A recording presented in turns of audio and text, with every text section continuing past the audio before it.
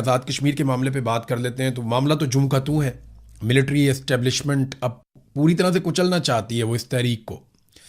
अवामी joint action committee Azad Kashmir की वो पहली तहरीक है जिसने पाकिस्तान की मिलिट्री एस्टेब्लिशमेंट को चैलेंज किया और उन चीज़ों के बारे में बातचीत की जिनके बारे में माजी में कोई बात नहीं करता था। इन्होंने पहली मरतबा जमहूरी हकूक़ मांगे हैं। इससे पहले लोग एहतजाज करते थे, कभी आटा मांग लिया, कभी बिजली मांग ली, कभी कोई और चीज़ मांग ली, कभी कोई सड़क मांग ली, कभी कोई हक मांग लिया छोटा मोटा, लेकिन जमहूरी हक कभी भी आज़ाद कश्मीर के लोगों ने नहीं मांगा था। ये पहली मरतबा आज़ाद कश्मीर के लोगों ने अपना जमहूरी और आइनी हक मांगा कि हुकूमत हम बनाएंगे और हम फैसला करेंगे कि यहाँ पे कौन इक़्तिदार में होगा और कौन नहीं होगा। अब ये फैसला तो पाकिस्तान की मिलिट्री एस्टेब्लिशमेंट करती थी, यानी 12 सीटें उन्होंने बाहर रखी हुई थी, कुछ सीटें उन्होंने अंदर रखी हुई थी और कुछ जगहों से वो अपने बंदे ले आते थे, कहीं से वो बाहर से बंदे ले आते थे और मिला जुला के जब दिल करता था अपनी एक सरकार बना लेते थे। तो आज़ाद कश्मीर में एक कंट्रोल्ड माहौल चल रहा था। वो कंट्रोल छीनने का खौफ पहली मरतबा तब पैदा हुआ जब जॉइंट अवामी एक्शन कमेटी ने अपने मुतालबात में कुछ इजाफा कर दिया और उन्होंने बजाय इसके कि वो छोटी मोटी चीज़ें मांगते, उन्होंने डायरेक्टली जमहूरियत मांग ली। अब जमहूरियत अगर दे दी जाए तो फिर कंट्रोल कहाँ से रहेगा? तो वो कंट्रोल की लड़ाई है। और अब जो बज़ाहिर दिखाई देता है, मैंने आपको पहले ये खबर भी दी है कि जो लोग मुज़ाकरात करवाने की कोशिश कर रहे हैं वो ये कहते हैं कि जॉइंट अवामी एक्शन कमेटी में तो लचक है, लेकिन दूसरी जानिब से एस्टेब्लिशमेंट कोई लचक नहीं दिखा रही। मिलिट्री एस्टेब्लिशमेंट पुराना खेल खेल रही है। वो ये साबित करना चाहते हैं कि गद्दारों और शरपसंदों को कुचलना होगा और फिर वो पूरी ताकत से जॉइंट अवामी एक्शन कमेटी को कुचलने का इरादा भी रखते हैं। 4 लोगों को कत्ल कर दिया जाएगा, इसके बारे में भी खबरें दी जा रही हैं। सिक्योरिटी एहलकार आज़ाद कश्मीर में बड़ी लंबी ड्यूटी करते चले आ रहे हैं। BBC ने खबर दी कि जो सिक्योरिटी फोर्सेस हैं वो खाने पीने की अशिया को दाखिल नहीं होने दे रही आज़ाद कश्मीर में और ना ही वो आज़ाद कश्मीर के अंदर अद्वियात को जाने दे रहे हैं। यानी ये एक हिकमत अमली है जिससे लोग परेशान हो जाएं, जी खाने पीने की चीज़ें नहीं हैं, हालात बहुत ख़राब हो गए हैं, तो लोग एक्शन कमेटी से अपने आप को अलग करते चले जाएं। अब लगभग 15 दिन हो गए हैं इस एहतजाज को, 15 दिन से भी ज़्यादा हो गए हैं।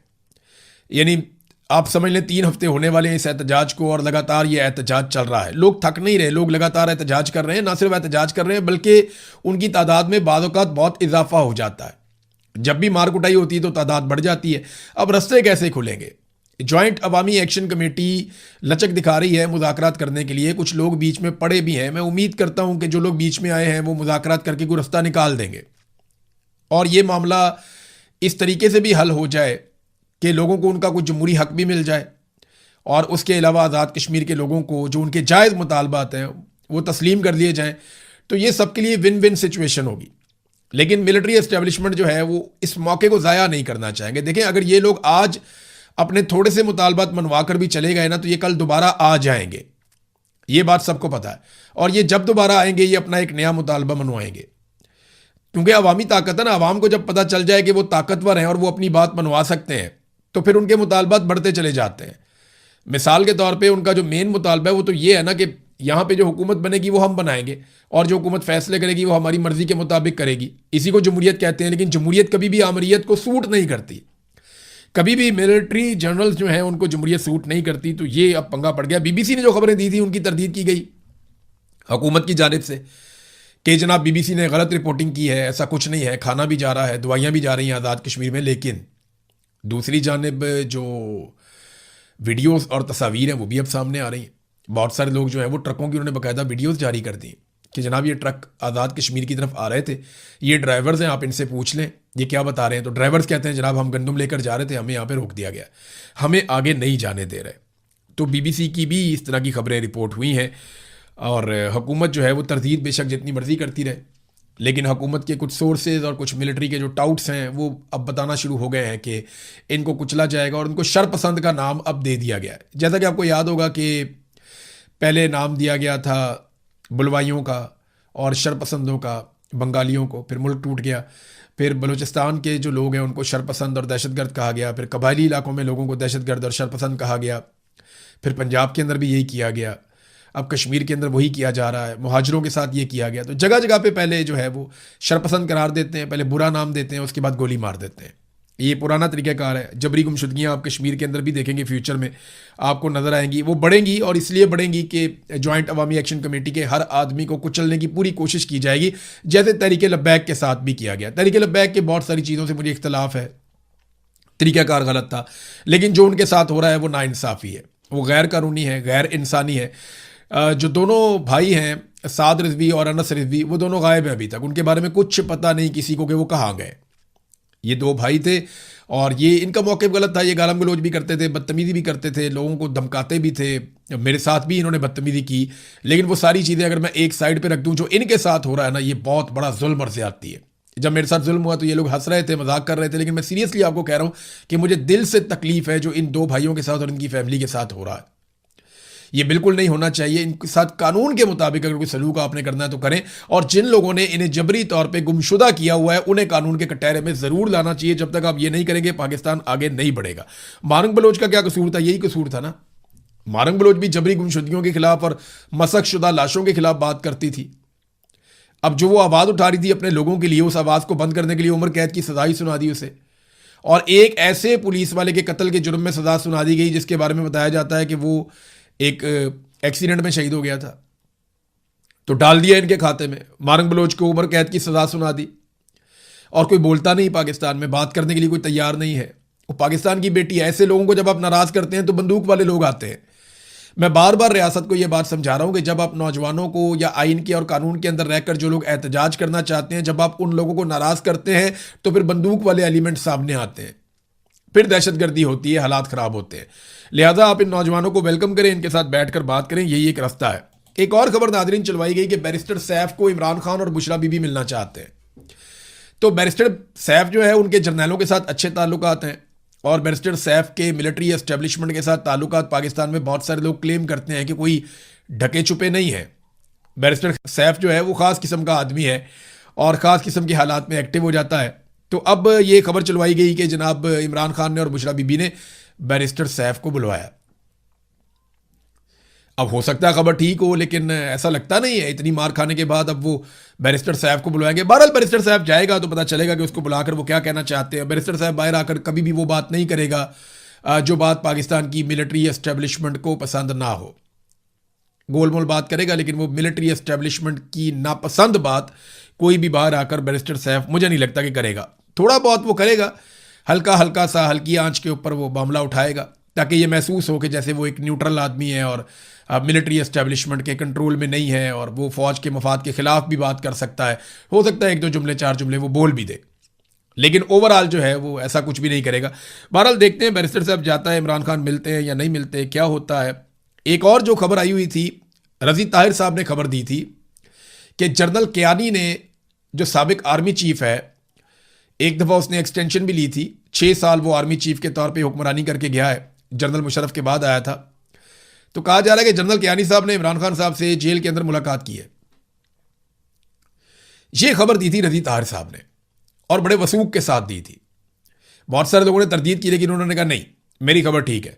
फिर रज़ी ताहिर साहब को उठा लिया गया। मैंने बड़ा एनालिसिस किया कि इनको किस खबर पे उठाया गया, तो मुझे कोई ऐसी बड़ी चीज़ मिली नहीं जिसमें रज़ी ताहिर साहब जैसे सहाफ़ी को उठाया जाए। तो मुझे ऐसा लगता है कि शायद उन्हें इसलिए उठाया गया कि हमें ये बताओ तुम्हें ये खबर कहाँ से मिली, या तुम्हें किसने बताया कि जनरल कियानी की इमरान खान से मुलाकात हुई। अब साबिर शाकिर साहब जो हैं, उन्होंने भी इसके बारे में एक खबर दी है। वो भी ये कहते हैं कि जनरल कियानी की इमरान खान साहब से मुलाकात हुई और ये खबर दुरुस्त है। ये साबिर शाकिर साहब भी कह रहे हैं, रज़ी ताहिर साहब भी कह रहे हैं, 2-4 और जर्नलिस्ट हैं पाकिस्तान में, वो भी ये कह रहे हैं, और ये लोग अपनी खबर के ऊपर कायम है। बल्कि साबिर शाकिर साहब ने एक और बात की कि जनरल बाजवा को भी मुतहर्रिक किया गया, लेकिन मामला वहीं पे फंस जाता है। इमरान खान साहब कहते हैं मेरा मैंडेट वापस करो, इन चोरों डाकुओं को लाके मेरे मैंडेट के ऊपर क्यों बिठाया। देखिए, हुआ यह था कि 2024 में जब इलेक्शन चोरी कर दिया था आसिम मुनीर साहब ने, और ये लाकर 2 नंबर लोग बिठा दिए थे हुकूमत के अंदर, तो उस वक्त इमरान खान साहब ने कहा था कि मेरा मैंडेट मुझे वापस किया जाए। तो इस पर इमरान खान साहब को यह पैगाम दिया गया था कि आप 2 से 3 साल खामोश रहें और उसके बाद इलेक्शन हो जाएंगे, चीज़ें नॉर्मलाइज हो जाएंगी, हमें ज़रा सिस्टम को चलाने दें। अब 2 साल से ऊपर तो गुजर गए हैं, लगभग 2.5 साल गुजर गए जब इमरान खान साहब को कहा गया था कि 2 से 3 साल दें। 2.5 साल गुजर गए हैं, पीछे 6 महीने रह गए हैं। अगर 6 महीने बाद भी इमरान खान को इलेक्शन दिया जाए तो इमरान खान साहब के लिए ये कोई घाटे का सौदा नहीं है। तो जनरल बाजवा के बारे में कहा जा रहा है कि वो भी एक्टिवेट हुए हैं। वैसे माजी में जनरल बाजवा ने बाहर काफ़ी मुलाकातें की हैं। अभी साबिर शाकिर साहब कह रहे हैं कि वो अभी भी ट्रैवल करते हैं। जो उनकी सेहत के बारे में खबरें हैं वो दुरुस्त नहीं हैं, और उन्होंने ये क्लेम किया कि जनरल बाजवा और जनरल कियानी, अशफाक परवेज़ कियानी, ये दोनों कहा जाता है कि ये दोनों मुतहर्रिक हैं और कोशिश कर रहे हैं कि किसी तरह इमरान खान साहब को मना के कोई रास्ता निकाल लें। कुछ ओवरसीज पाकिस्तानी भी ये कोशिश करते रहते हैं, कुछ पाकिस्तान के अंदर लोग हैं वो भी जोर लगाते रहते हैं, लेकिन इमरान खान साहब का ना मौक़िफ़ बड़ा उसूली और कानूनी है। वो ये कहते हैं जी आपने गैर कानूनी केसेस बनाए हुए, ये तो ख़त्म करें आप। दूसरा वो ये कहते हैं मेरा मैंडेट मुझे वापस करें। अगर मैंडेट वापस नहीं करना तो मुझे इलेक्शन की डेट आप दें और हमें पूरा मौका दें जाके हम अपना इलेक्शन लड़ें और इलेक्शन के अंदर जाकर मुकाबला करें। मुझे नहीं लगता कि आसिम मुनीर साहब ये होने देंगे, ये उनसे करवाना पड़ेगा। अब चाहे अंदर से लोग करवाएं चाहे बाहर से लोग करवाएं, ये आसिम मुनीर साहब से करवाना पड़ेगा, क्योंकि वो बहुत कंफर्टेबल हैं शहबाज शरीफ के साथ, आसिफ जरदारी के साथ, बिलावल के साथ, नवाज शरीफ के साथ, मरियम के साथ। वो बहुत कंफर्टेबल हैं। छोटी मोटी अपोजिशन है वो भी आपस में ये मिलजुल के कर लेते हैं। तो आसिम मुनीर बहुत कंफर्टेबल है, लेकिन मामला यह कि पाकिस्तान की इकॉनमी कंफर्टेबल नहीं है, Pakistan as a country comfortable नहीं है। तो अगर पाकिस्तान को आपने बचाना है तो इस वक्त आपको एक सियासी इस्तेहकाम लाना पड़ेगा, और सियासी इस्तेहकाम तब तक नहीं आएगा जब तक कि आप इमरान खान साहब को जेल से बाहर नहीं निकालते। नाज़रीन, इससे पहले कि मैं अगली खबरों की तरफ जाऊं, मैंने आपको याद होगा कि एक एप्लीकेशन है टैप टैप सेंड, इसके बारे में आपको बताया था कि इसे ओवरसीज़ पाकिस्तानी इस्तेमाल कर सकते हैं अपना पैसा पाकिस्तान भिजवाने के लिए। तो आप इस एप्लीकेशन को इस्तेमाल करें और टैप टैप सेंड के ज़रिए से अपने पैसे आप पाकिस्तान भिजवाएं। आपके पैसे ज़रा जल्दी चले जाएंगे, आपकी जो कटौती है वो कम होगी। दूसरा, आपको जो है वो एक रिलायबल सोर्स है जिससे आपका पैसा पाकिस्तान चला जाएगा। और एक और चीज़ ये है कि अगर आप IRK का प्रोमो कोड इस्तेमाल करेंगे तो आपको एक बोनस भी मिल जाएगा अगर आप ये पैसा पहली मरतबा भेज रहे हैं तो मैं एक मरतबा फिर सिर्फ आपको याद दिला रहा था कि टैप टैप सेंड एप्लीकेशन है, इसके ज़रिए से पैसा आप पाकिस्तान भिजवा सकते हैं। अब नाजरीन आ जाएं अगली खबर की तरफ। अगली खबर जो है वो, एक तो मैं आपको दिखाऊँ अयाज सादिक साहब का कारनामा। देखें, ये इस वक्त स्पीकर हैं कौमी असम्बली के, पहले भी रहे हैं, लेकिन जब ये अपोजिशन में आए थे तो ये फ़ौज को बुरा भला कह देते थे। इन्होंने आकर ये भी कह दिया कि आर्मी चीफ की टांगें कांप रही हैं, डरा हुआ बहुत परेशान है, और वो कहता है जनाब हमें वापस भिजवाने दें आप अभिनंदन को, वरना इंडिया हमारे ऊपर अटैक कर देगा। तो इंडिया अटैक कोई नहीं कर रहा था, ये बुज़दिल थे, डर गए थे। ये बात जो है वो उस वक्त आर्मी चीफ के बारे में कही थी मोहतरम अयाज सादिक साहब ने।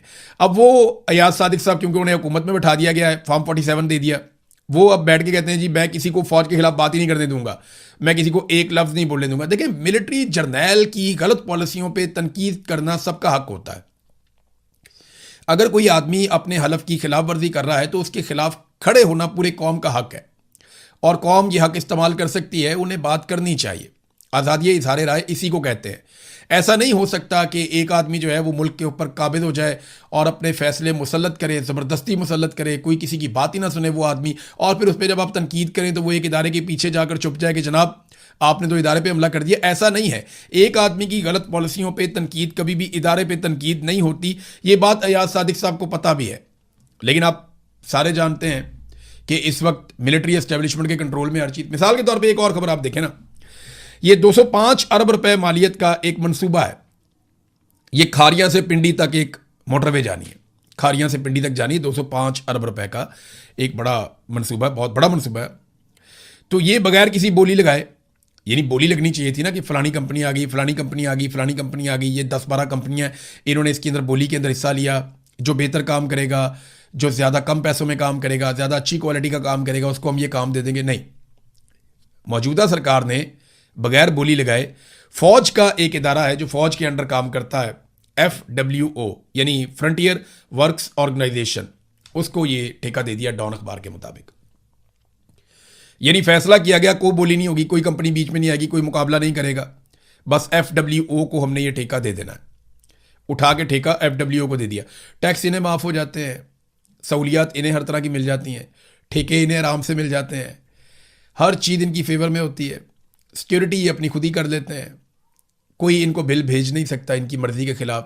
तो कौन कारोबारी आदमी इनका मुकाबला करेगा? जो फ़ौज के ज़ेली इदारे हैं उनका कोई कर ही नहीं सकता, किसी का ये इख्तियार ही नहीं है, कोई नहीं कर सकता। तो पाकिस्तान के अंदर मुकाबले की फ़िज़ा ही ख़त्म कर दी गई है। यहाँ मुकाबला होना चाहिए था ना, अखबार में इश्तिहार आता, सारे लोग आते, बैठते, मुख्तलिफ कंपनियाँ इसके अंदर अपनी बोलियाँ देती, पाकिस्तान के अंदर से, पाकिस्तान से बाहर से, फिर देखते कि कौन ये काम बेहतर कर सकता है, और फिर उसके नतीजे में एक शफाफ तरीके से ये टेंडर दिया जाता या ठेका दिया जाता। लेकिन ये खारियाँ पिंडी मोटरवे का जो ठेका है M13 का, ये बगैर बोली के FWO को देने का फैसला किया गया डॉन अखबार की खबर के मुताबिक। नादरीन, एक और ख़बर मेरे पास आई है, बल्कि पूरी दुनिया के अंदर ये खबर छपी है, और ये ज़रा खौफनाक चीज़ है। इसमें यह है कि ज़मीन पे 4 जगहों पे बहुत बड़े ज़लज़ले आए हैं एक ही दिन में। यानी नॉर्मली ऐसा नहीं होता, 1 या 2 ज़लज़ले आपके रिपोर्ट होते हैं जो बड़े ज़लज़ले, कभी ऐसा हो जाए, लेकिन यहाँ पे 4 ज़लज़ले एक ही दिन में आए हैं ज़मीन पर, और ये चारों बड़े ज़लज़ले थे। बहुत बड़ा नुकसान भी हुआ है। और ये ज़लज़ले जो है ना, अमेरिका जो कॉन्टिनेंट है वहाँ पे और जापान तक, ये वो रीजन है जहाँ पे ये ज़लज़ले आए हैं। इनमें 5.6 शिद्दत का ज़लज़ला जो है वो कैलिफोर्निया की एक वैली में आया। फिर उसके बाद शुमाली वेनेज़ुएला में लगातार 2 बहुत बड़े बड़े ज़लज़ले आए, जिनमें एक ज़लज़ला जो है वो 7.2 शिद्दत का था, और उसके सिर्फ 39 सेकंड के बाद उससे भी ज़्यादा शिद्दत यानी 7.5 शिद्दत का दूसरा ज़लज़ला भी वहाँ पे आ गया। और ये 2 ज़लज़ले बड़े खौफनाक वहाँ पे आए। और इसके बाद जापान का एक शहर है, उसके नज़दीक एक और ज़लज़ला आया 6.9 शिद्दत का समंदर के अंदर। तो इतने मुख्तसर वक्त में दुनिया भर में इस कदर शदीद ज़लज़लों का आना एक इंतहाई नायाब और ये गैर मामूली बात है, ये आम बात नहीं है। वेनेज़ुएला में जो 2 शदीद तरीन ज़लज़ले आए हैं, उनके बाद डोनाल्ड ट्रंप ने कहा कि अमेरिका अपनी इमदाद के लिए अपनी टीमें रवाना करेगा, और हमारे लोग तैयार हैं और हमारी टीमें भी तैयार हैं, वो वेनेज़ुएला में जाएंगी और लोगों की मदद करेंगी। इब्तदाई जो अंदाज़े हैं, जो अमेरिकी जियोलॉजिकल सर्वे है उसके अलग अलग अंदाजे हैं, उनके मुताबिक ज़लज़लों के नतीजे में जो लोग हलाक हो सकते हैं उनकी तादाद 10,000 से लेकर 1 लाख के दरमियान पहुंचने का खदशा है। यानी अभी इतनी तबाही है कि अभी कुछ समझ नहीं आ रही कि कितने लोग इसमें मारे गए हैं ज़लज़लों में। लेकिन वेनेज़ुएला में एक बहुत बड़ी तबाही हुई है। अब ये ज़लज़ले जो हैं वो कुदरती तौर पे आए हैं या किसी साइंसी अमल का नतीजा है, इसके बारे में हम कुछ कह नहीं सकते। लेकिन ये 4 बड़े ज़लज़ले एक साथ, जिनमें से 3 एक ही रीजन में आए हैं, एक ही बरे आज़म पे आए हैं, और एक ज़लज़ला उसके थोड़ा दूर जो है वो जापान में आया है। तो ये बड़ी खौफनाक सूरत हाल है।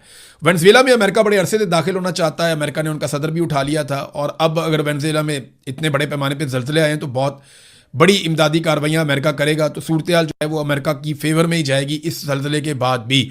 लेकिन इंसानों का नुकसान बहुत बड़ा हुआ, 10,000 से 1 लाख के दरमियान जाँ बहक होने वालों की तादाद हो सकती है। नाज़रीन, आबनाए हुर्मुज़ में एक दफ़ा फिर फटा पड़ गया, और जो फटा है उसकी वजह क्या है? उसकी वजह जो सादी सादी है वो ये है कि अमेरिका ने एक और रास्ते से कोशिश की कि जहाज़ों को गुजारा जाए। यानी ईरान ने तो एक रास्ता बताया हुआ है ना कि आबनाए हुर्मुज़ में इस तरफ से आपने ईरान के करीब से होकर गुजर जाना है। फिर ईरान ने एक रास्ता और बनाया कि आप यहाँ से भी गुजर सकते हैं। आमदोरफ्त तेज़ करने के लिए ईरान अपने तरीके से चल रहा है और वो जहाज़ों को हिफाजत के साथ वहाँ से निकाल रहा है। लेकिन अमेरिका ने क्या किया कि बिल्कुल ओमान के करीब से जो जनूबी एरिया है आबनाए हुर्मुज़ का, वहाँ से उन्होंने एक रास्ता खुद बनाया और जहाज़ों को कहा कि तुम यहाँ से निकलो, ईरान से बात किए बगैर। तो ईरान ने फौरी तौर पे इस पे वार्निंग जारी कर दी, और पासदारान इनकलाब की बहरिया ने आबनाए हुर्मुज़ से महफूज गुजरगाह सिर्फ उन्हीं रस्तों से मुमकिन है, उन्होंने कहा कि जिनका ऐलान इस्लामी जमहूरिया ईरान की तरफ से किया गया है, और अगर किसी और जगह से आप गुजरने की कोशिश करेंगे तो जहाज़ों को ख़तरा हो सकता है। ईरान ने वार्निंग जारी की। उसके बाद जो 3 जहाज़ वहाँ से टैंकर्स गुजर रहे थे तेल लेकर, वो वापस चले गए। अब ये नाज़रीन सूरत हाल है आबनाए हुर्मुज़ में। तो अमेरिका और ईरान के बीच में बार बार पंगे हो जाते हैं छोटे मोटे, और ये अमेरिका ने एक एडवेंचर करने की कोशिश की है कि ईरान की पहुँच से बाहर अगर हम जहाज़ों को निकाल सकें। लेकिन ईरान ने फौरी तौर पर मुदाखलत की, जहाज़ों को पीछे हटाया, और उन्होंने ये कहा कि फिर इस तरह आबनाए हुर्मुज़ बंद हो जाएगी और जहाज़ों को ख़तरा होगा। ख़तरा किससे होगा? ईरान से ही होगा, या बारूदी सुरंगों से हो सकता है, या कोई और शरारत कर सकता है। लिहाजा ईरान ने जिम्मेदारी ली है कि जहाज़ सारे हम गुजारेंगे और हिफाजत के साथ गुजारेंगे, और फ्यूचर में वो इससे पैसा भी बनाएंगे। अमेरिकन को अगर पैसे में हिस्सा चाहिए तो वो ईरानियों से बातचीत कर सकते हैं।